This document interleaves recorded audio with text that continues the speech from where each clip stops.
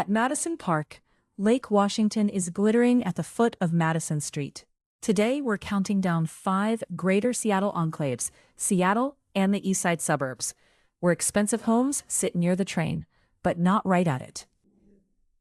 The pattern here is very specific. The 1 to 2 mile rail ring is the pricey band, with a median of $1,017,500, compared with $673,400 within half a mile. And there's a second story underneath it. Census 2022 numbers can top out at $2,001,001, which means some enclaves are literally too expensive for the ceiling to describe cleanly. So this countdown is about the places just outside rail's front door, close enough to matter, but far enough away to carry a different kind of price signal. Number 5.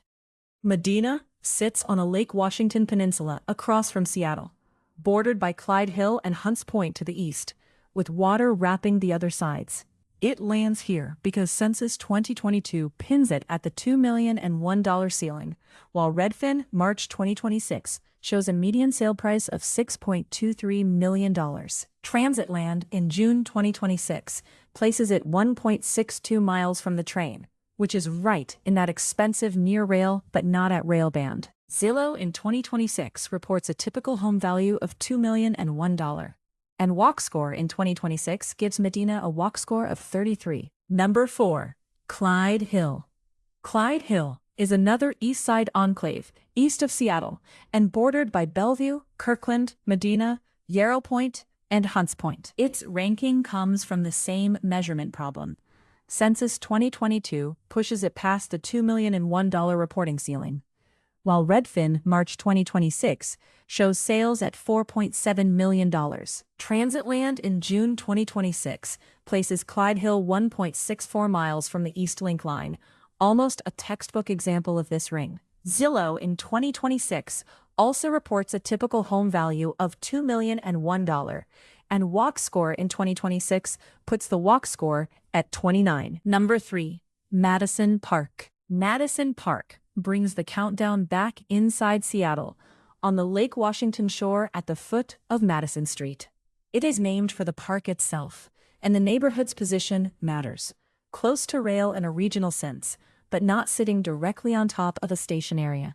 Transitland in June 2026 places Madison Park 1.44 miles out, while Census 2022 puts it above the $2 million ceiling. Zillow in 2026 reports a typical home value of $2,001,001, and Walk Score in 2026 gives it a Walk Score of 84. Number 2.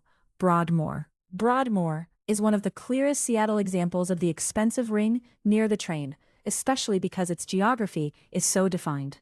It is an 85-acre gated residential community with a 115-acre golf course, bounded on the west by the Washington Park Arboretum and on the south by East Madison Street. Census 2022 places its median above the $2,001,001 reporting ceiling, while Transitland in June 2026 puts it 1.18 miles from rail. Zillow in 2026 reports a typical home value of $2,001,001.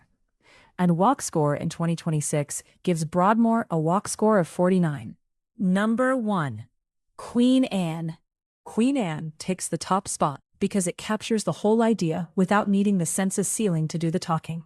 This northwestern Seattle neighborhood sits on the hill, close enough to the rail network to stay connected, but far enough away that the hill itself becomes part of the price story. Zillow in 2026 reports a typical home value of $1,490,900, and Transitland in June 2026 places Queen Anne 1.46 miles from the nearest rail station. Walk Score in 2026 gives Queen Anne a Walk Score of 94, which reinforces how much everyday access exists, even when the train is not directly at the doorstep. So the final countdown is Medina at number 5, Clyde Hill at number 4, Madison Park at number 3, Broadmoor at number 2, and Queen Anne at number 1. The bigger takeaway is that near transit does not always mean right next to the station.